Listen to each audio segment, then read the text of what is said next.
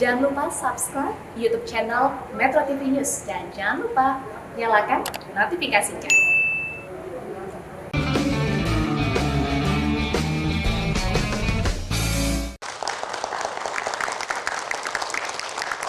Ya, awalnya kan ada cerita Anda datang dari keluarga yang prasejahtera lah, kurang Betul. mampu ya. Jadi kalau dilihat perjalanan itu kan kemudian Anda dititipkan atau apa ya, dibantu ya, dibesarkan di panti asuhan Betul. SOS tadi ya. Iya. Dan kemudian sekolahnya dibiayain. Iya. Tapi hari ini saya dengar kan Anda punya klinik sendiri ya. Betul. Ini klinik milik sendiri atau? Klinik milik sendiri, Oh, sudah milik sendiri. dana sendiri. Dana sendiri. Berapa banyak perawat atau tenaga kesehatan yang ada di sana sekarang? Dengan lain-lain dan Iya. sebagainya ada 15 orang.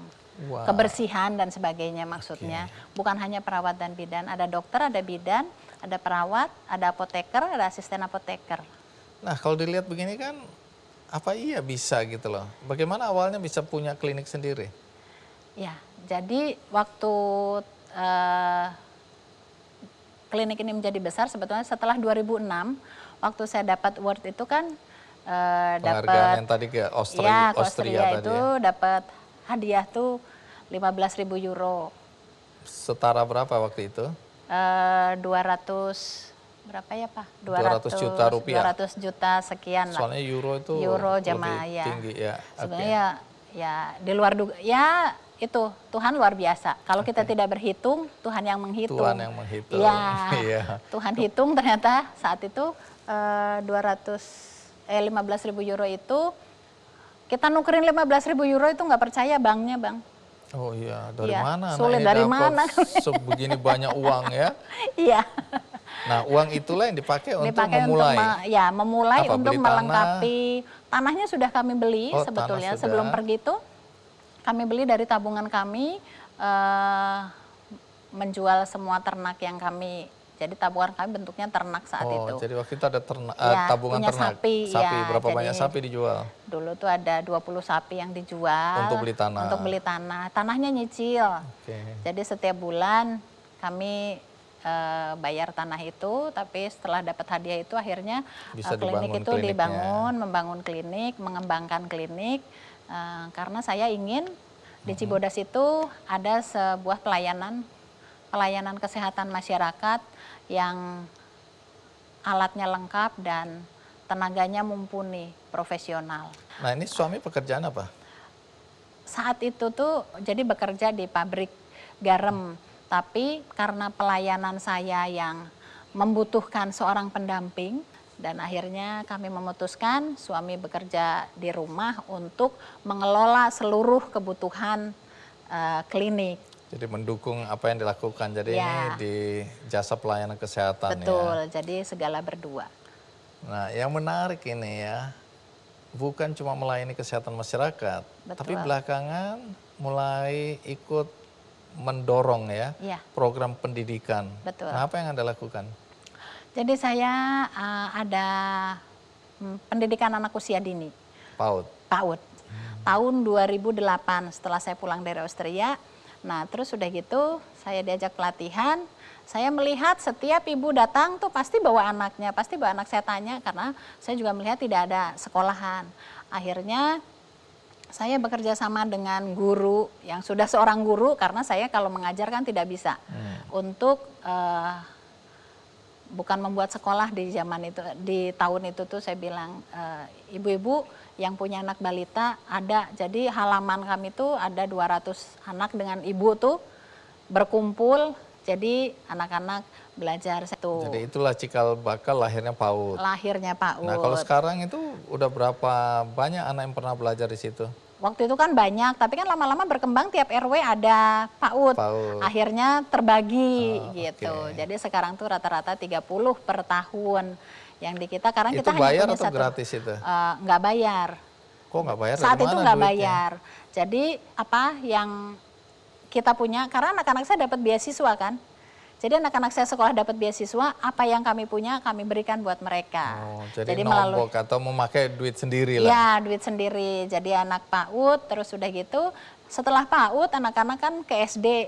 Saya melihat anak-anak SD daripada mereka tidak punya kegiatan, mau sepak bola juga mereka lapangnya nggak ada, volley nggak ada. Tapi saya melihat potensi anak-anak desa Cibodas itu selain olahraga juga di seni. Dalam bidang seni? Ya, Oh, jadi terus? saya membuka sanggar bersama dengan gurunya dari Cibodas juga, Sanggar Seni Sunda. Ini sanggar tari atau apa? Ada sanggar tari daerah khusus Sunda, karawitan tuh gamelan Sunda, ada pencak silat, ada, jadi ya bersama-sama dengan orang Cibodas, jadi semuanya orang lokal. Jadi anak-anak remaja itu berkumpul di situ, ada latihan karawitan, menari, ya, kegiatan-kegiatan yang positif ya. Ya. Karena ini salah satu katanya untuk mencegah agar mereka tidak menikah di usia dini. Betul. Usia kanak-kanak. Ya. Emang banyak di sana yang menikah di usia kanak-kanak waktu itu? Saat saya di sana banyak, apalagi mereka kan tidak SMP, tidak sekolah juga. Jadi umur berapa itu kalau menikah di usia? Yang 14 tahun tuh ada yang sudah melahirkan. Ada. 14 tahun udah melahirkan? Ada. Waktu digendong dibilang adikmu lucu sekali, padahal dia emaknya. Ya, anak-anak melahirkan anak, itu ada. Oke, jadi itu realitanya ya. Realitanya. Dan Anda sebagai bidan harusnya kan tidak peduli, itu bukan urusan kan. Urusanku adalah bagaimana menolong kelahiran, mau anaknya umur berapa yang penting dilayani, tapi tidak ya. Tidak. Anda juga berupaya mencegah agar anak-anak tidak melahirkan anak tadi ya. Dan tetap melanjutkan pendidikan ke jenjang universitas. Didorong untuk terus melanjutkan pendidikan. Jadi hari ini ada yang pernah belajar di Sanggar, dia kuliah di Fakultas Kedokteran. Wow. Yang jadi dulu sebelum saya ada tuh kan karena nggak pada sekolah. Yang jadi perawat sudah banyak, yang jadi bidan sudah banyak, jadi analis kesehatan ada, jadi analis laboratorium ada, dan jadi dokter ada yang sudah jadi 1 orang, jadi yang S2 juga sekarang ada. Itu sudah luar biasa, perubahan yang sangat luar biasa. Menarik sekali, terima kasih Mbak Wiwit ya. Ini bidan plus. Bidan yang bukan cuma melayani kesehatan, tapi berpikir apa yang bisa dilakukan juga di bidang yang lain, pendidikan ya. Betul. Termasuk di dalamnya mendirikan sanggar ya. Untuk membuat anak-anak punya kegiatan-kegiatan yang positif, produktif. Sehingga paling tidak mencegah kemungkinan mereka menikah di usia kanak-kanak atau usia muda. Baik, semoga tetap semangat melayani masyarakat, tidak terbatas pada bidang kesehatan, tapi bidang pendidikan juga, ya, sehingga anak-anak di desa Cibodas ini bisa mendapatkan manfaat dari keberadaan seorang bidan di sana ya. Amin. Terima kasih. Berikutnya saya akan mengundang seorang bidan juga. Nanti kita akan cerita dari mana dia dan di mana pengabdiannya, tapi penghargaan yang dia dapat juga sangat banyak. Apa itu dan siapa dia? Saya akan segera kembali. Jadi kalau permasalahan gizi itu bisa kita atasi secara sederhana dan bisa kita lakukan hal-hal yang mudah dan murah, kenapa tidak?